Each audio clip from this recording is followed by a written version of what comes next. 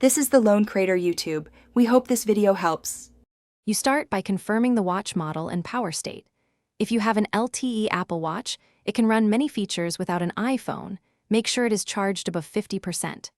Once powered on, skip pairing prompts by tapping cancel so the watch stays in its setup or home screens.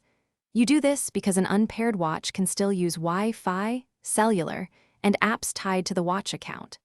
Now move to network and account setup on the device itself. You now set up connectivity and accounts directly on the watch. Go to Settings, open Wi-Fi, and join a network. This lets apps update and sync data without an iPhone nearby. If the watch asks, sign in with your Apple ID so App Store, Messages, and iCloud features work. This is optional but unlocks more functionality. If you have an LTE model, open cellular and activate a plan through the carrier steps shown.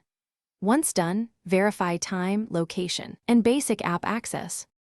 You finish by installing the apps you need from the Watch App Store and testing core features: notifications, calls, Siri, and health tracking. Make sure location services and background app refresh are enabled so apps behave correctly without an iPhone nearby. If something fails, try a quick restart. Press and hold the side button, then slide to power off, or use Settings General Reset Network Settings to fix connectivity. If problems persist, Thanks for watching. Consider subscribing if we helped you.